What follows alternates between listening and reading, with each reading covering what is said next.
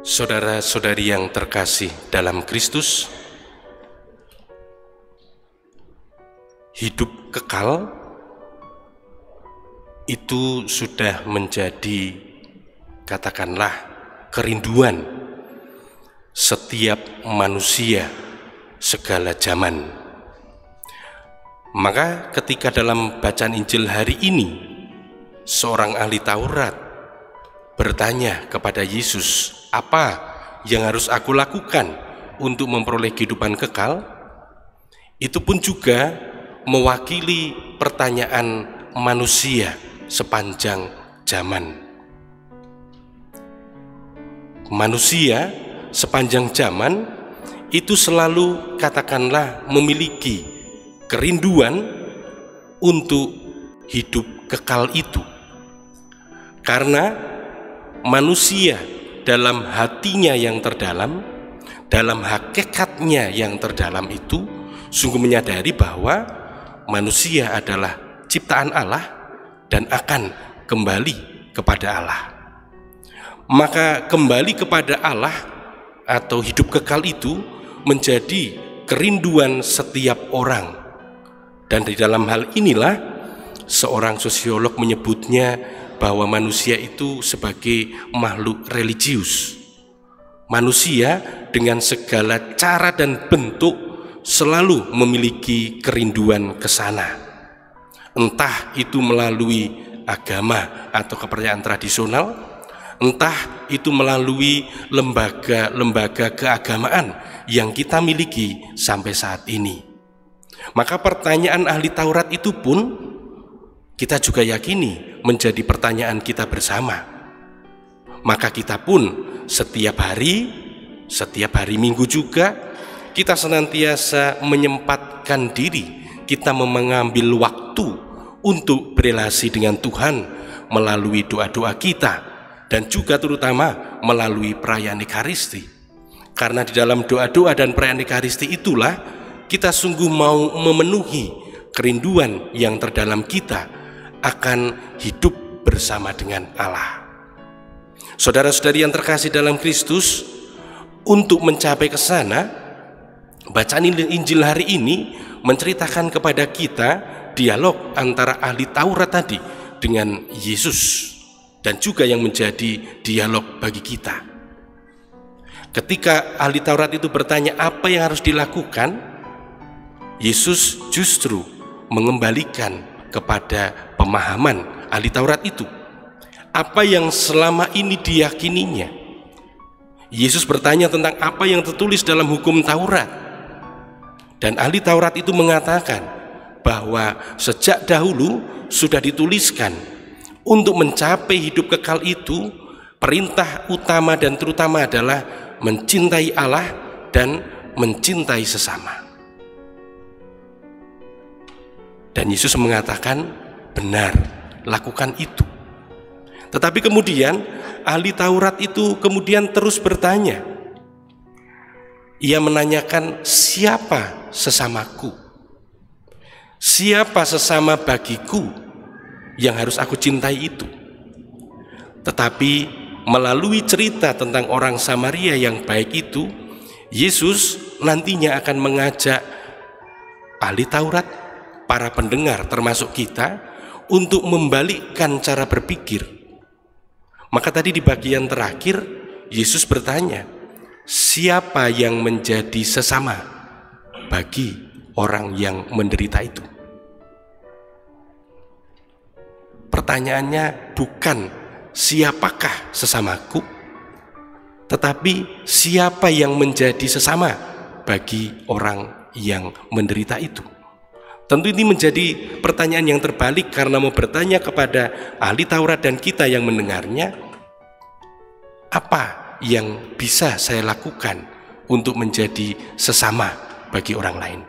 Bukan siapa sesamaku, tetapi apa yang bisa atau apa yang perlu aku lakukan untuk menjadi sesama bagi orang lain. Nah, itu cerita dalam Injil hari ini, saudara-saudari yang terkasih. Tapi tadi juga dijelaskan Bagaimana mencintai Allah itu, lalu kemudian mengapa harus mencintai atau mengasihi sesama manusia. Saudara-saudari yang terkasih dalam Kristus, tadi digambarkan bagaimana mencintai Allah. Bahwa mencintai Allah itu tadi dikatakan harus dengan segala, katakanlah, hatimu. Dan juga tadi bagian terakhir disebut akal budi. Dalam pemikiran bangsa Yahudi, hati itu mewakili akal budi. Hati itu mewakili pemikiran. Karena di sanalah pusat, katakanlah, orang untuk memikirkan dan merasakan. Maka yang mau dikatakan, mencintai Allah itu perlu dengan segenap pengetahuan, pemikiran yang ada dalam diri kita. Mencintai Allah itu berarti kita berusaha untuk mencarinya, memahaminya, entah melalui kitab suci, entah melalui ajaran gereja, dan lain-lain. Lalu kemudian juga disebutkan bahwa mencintai Allah itu juga dengan perlu segenap kekuatan. Kekuatan berarti apapun yang kita miliki, entah itu kemampuan berupa pemikiran, entah itu keterampilan, entah itu materi, atau apapun yang ada dalam diri kita, dikatakan dengan segenap kemampuan karena Tuhan pasti memberikan kemampuan kepada kita untuk berbuat baik, untuk mencintainya. Maka dengan segenap kekuatan, maka dengan segenap pula apa yang ada dalam diri kita, apa yang kita miliki, kita pakai untuk mencintai Allah. Lalu juga tadi dikatakan dengan segenap jiwa. Artinya dengan kata lain, keseluruhan diri kita, integritas dan integralitas diri kita harus kita upayakan untuk mencintai Allah itu. Maka mencintai Allah dengan kata lain, oleh Injil hari ini mau dikatakan, mencintai Allah itu berarti kita mau menjadi manusia seutuhnya, manusia yang sungguh mau menyatukan segala pikiran kita, segala jiwa kita, segala integritas kita, segala hal apa yang kita miliki untuk mencintai Allah. Tetapi kemudian saudara-saudari yang terkasih, mencintai Allah itu dalam yang ditegaskan oleh Yesus tidak bisa terlepas dari mencintai sesama. Memang dalam tradisi bangsa Yahudi dahulu mungkin masih ada, katakanlah, saudara-saudara kita atau kita yang meyakini itu atau menghidupi itu. Dua perintah ini ada yang memisahkan, bahwa cukuplah mencintai Allah tetapi tidak peduli dengan sama manusia, atau kemudian hanya mencintai manusia tanpa mencintai Allah.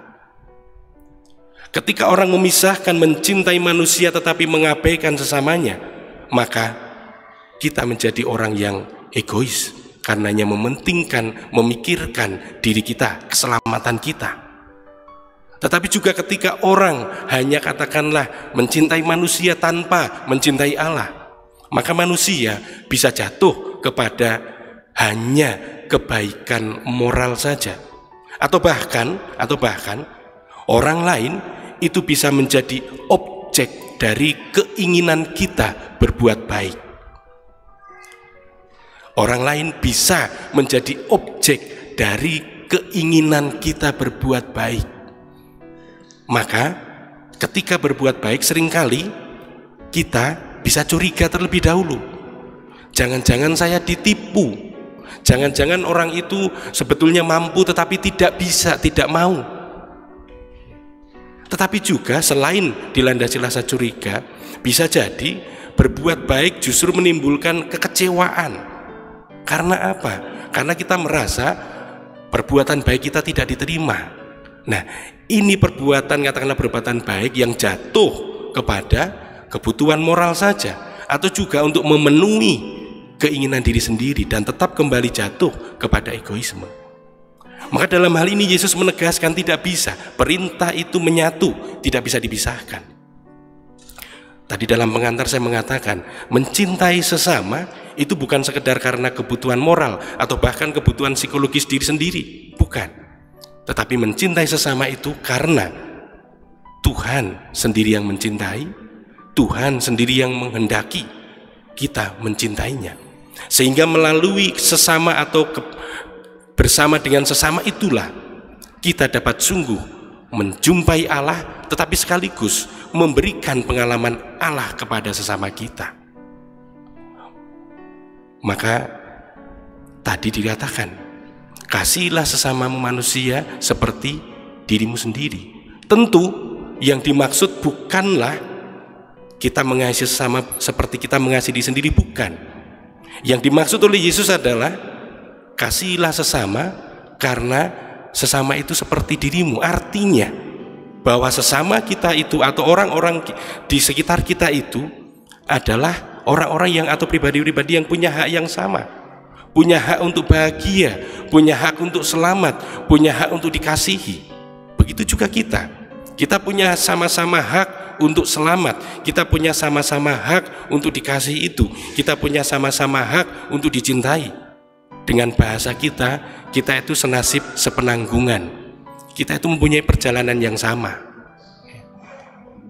Kalau tadi ukurannya bagaimana mengasihi sesama, bagaimana saya mengasihi saya sendiri, maka seringkali kita gagal mengasihi sesama karena kita pun gagal mengasihi diri sendiri.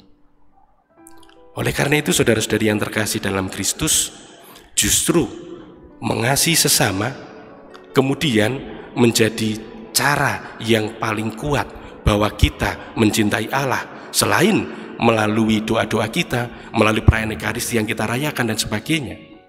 Dan Tuhan sekali lagi, seperti tadi sudah saya sampaikan, tidak akan pernah membiarkan kita itu katakanlah tidak mempunyai kemampuan.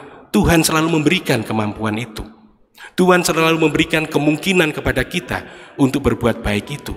Dan melalui perayaan Ekaristi, kita sungguh menimba kekuatan dari Dia yang mencintai kita, yang memberikan dirinya kepada kita untuk menjadi santapan rohani bagi kita. Oleh karena itu, saudara-saudari yang terkasih dalam Kristus, semoga kita yang memikirkan kehidupan kekal, kita pun juga mengusahakan agar hidup kita saat ini memperoleh maknanya, yaitu untuk mencintai Allah dan mencintai sesama. Mencintai Allah karena untuk itulah tujuan hidup kita kembali kepadanya. Mencintai Allah kita wujudkan dengan segala kekuatan kita, dengan segala kemampuan kita, dengan segala akal budi, keseluruhan integritas kita, totalitas diri kita, untuk mencari Dia yang kita wujudkan dalam mencintai sesama. Karena sesama sekali lagi adalah orang-orang yang sama-sama mempunyai hak untuk dicintai, tetapi sesama juga mempunyai hak untuk mencintai. Oleh karena itu, semoga kita pun senantiasa menimba kekuatan dari Dia sendiri yang telah mencintai kita, sehingga kita pun dapat mewujudkan hidup kita sebagai peziarah bersama, berjalan bersama, untuk senantiasa menjadi sesama bagi orang lain. Kita tidak lagi bertanya siapa yang harus saya bantu, siapa yang harus saya perhatikan, siapa yang harus saya berikan perhatian saya, tetapi mari kita bertanya apa yang bisa saya lakukan untuk menjadi sesama bagi orang lain demi mewujudkan cinta kita kepada Allah. Tuhan memberkati kita.